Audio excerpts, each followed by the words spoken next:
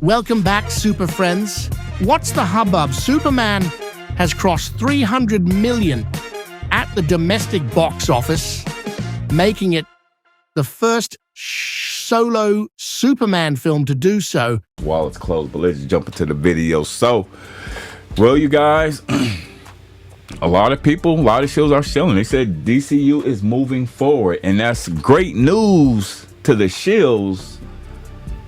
But you didn't hear this coming from James Gunn. You didn't hear James Gunn say it was going to be a Superman sequel.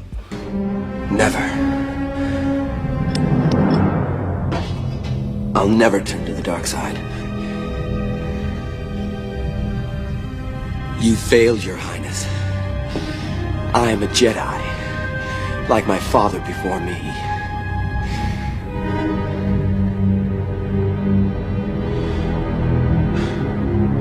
That's a huge win in today's market. You're still seeing Snyder Bros. Focus on Man of Steel winning a heads up in a softer market. Looking at today's market and how Superman has done, it's held up very well, outpacing the last 3 Marvel movies. Keep in mind, most of DC cinematic history has been trying to catch up with Marvel. Of course, correcting the superhero genre starts with better movies. Superman and Fantastic Four are both solid efforts. Post-2019, the genre and movie-going took a dive from box office. It's a rebuild of genre now, not just for DC or Marvel, but as a whole. As we know, Man of Steel came out in a time you could have a 100 days in theater run without being a massive hit. While not a flop, it still had over 2 months more time to sell tickets and still never hit 700 million. It's all a wash. If you see a Snyder writer saying it sold more tickets as their only argument, tell them, well, I would hope so if you had like 50 or 60 more days to sell tickets and put bums in the seats. Also, James Gunn has been talking sequel news. The mutant Snyder monkeys did their best to change the narrative by making it about Man of Steel winning from a different era.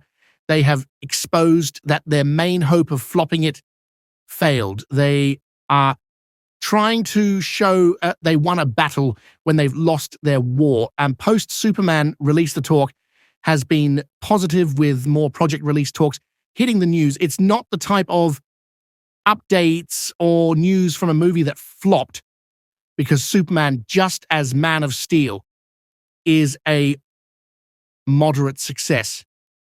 Neither are box office juggernauts, but neither are flops. By the end of Superman's theater run, both movies will have similar numbers. You can't call one a flop without the other one being one. Break out the Hubbubbly for new review thoughts now as well. Okay, I know this might fry the brains of the mutant Snyder monkeys out there. Love you guys. Please don't throw steel girders at me. But here's a wild, controversial opinion. I actually liked both the new Superman and Fantastic Four movies. Yep, both sue me or storm me. In fact, I walked out of each screening feeling like someone had finally fed the superhero genre some vitamins and given it a pep talk. These films felt like genuine efforts to entertain, not lectures wrapped in capes, not soulless cash grabs with blue beams in the sky. They were made by people who clearly still believe in the magic of the genre, and it showed. No political hijacking, no social soapboxes, just good old-fashioned heroics, cosmic stakes, and emotional arcs that actually landed. Color me impressed, color me satisfied and hopeful. Now, before I lock in my final rankings and start tattooing Rotten Tomatoes scores on my arm, I always make it a point to see superhero films in both IMAX and either 3D or 4DX. If I'm gonna watch aliens punch each other into buildings, I want to feel that popcorn jostling rumble in my seat. It's basically my version of church. After 2 viewings of each film, I've made peace with my internal fanboy and my analytical movie critic alter ego. They argued a lot, but we got there, and I've landed on which film edges out the other. Superman garnered an 81 Hubbubbly score, first viewing.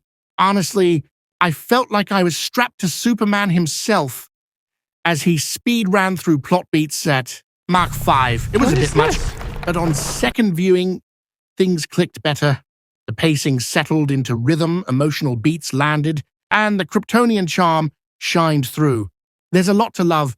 Great visual storytelling, some really solid performances, and a sense of hope that reminded me why I fell in love with this character in the first place. Still, the breakneck pace hurt it on the first go, and I can't unfeel that. That's why my Hubbub score lands at 81, a mix of my love for the character and my Spock-like need for structure. I'm a bigger Superman fan than Fantastic Four fan, for the record, but I'm also a devoted DC and Marvel fan, which helps keep my cape-wearing biases in check. Fantastic Four sports a fancy 89 Hubbubbly score. Yep, Fantastic Four takes the edge here. Now, as a 3D/4DX experience specifically, Superman is better for that. If I had to compare, the visual perception of the fortress crystals moving towards you, the snow floating close to your face, the flights, the timed flashes of heat vision, and Superman is better for that spectacle. As a movie itself, I'm putting F4 a bit ahead. The pacing was just smoother, like a story allowed to breathe instead of sprint. And Pedro Pascal as Mr. Fantastic. Understated brilliance. The man looked like he was calculating multiverse probabilities and also wondering if he left the oven on all at once. It worked. Sue Storm, perfect. Her emotional speech late in the film wasn't just fantastic. Yes, I went there. It was grounded, stirring, and exactly what the film needed. She's the heart of the team, without making Mr. Fantastic less relevant, and they nailed that.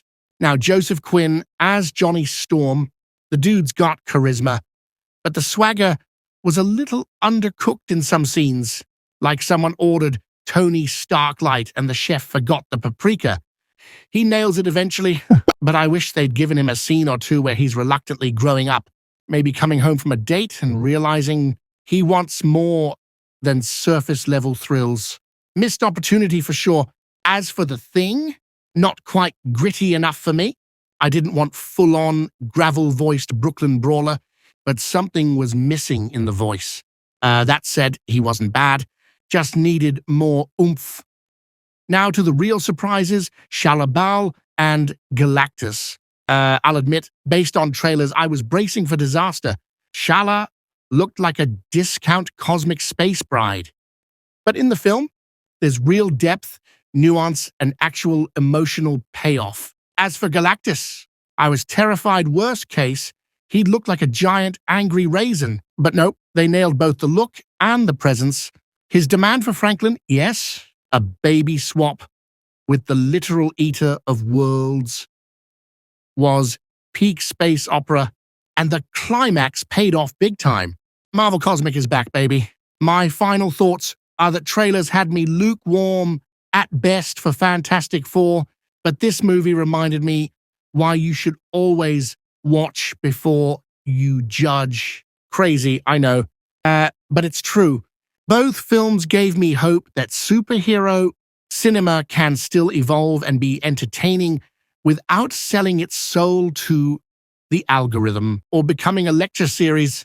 And hey, we may not be in the 2012 through 2019 box office boom anymore, but Superman 2025 and Fantastic Four 2025 show that quality efforts still exist. If audiences keep their minds open and their Twitter fingers holstered, we might just be witnessing the start of a second wind for the genre. Until then, I'll be over here refining my Hubbubbly Scale, dodging Snyder bros, and debating whether Galactus could beat up Darkseid in a fair fight. Wallets were open and the wallets closed. Movement attempt failed. The USA said, nope, harsh critics. We are making this the highest grossing Superman film of all time. No Snyderverse, no problem. Gunn has the active verse, while Zack's Dark World is a footnote in history beyond dead and just scattered ashes blowing in the wind now. Because how many can die in your arms before you grow numb to death? That's not very careful. Now, how many dead eyes can you look into before you die inside yourself? I've been dead inside a long time. But even I have a limit. And if you cross that line, I swear to God, Before what, Bruce? Kill me? You don't want to kill me. I'm your best friend. Besides, who's gonna give you a reach around? Anyway. It will never overtake Gunn's DCU. That is over. Look up, not back. Take care of yourselves and others.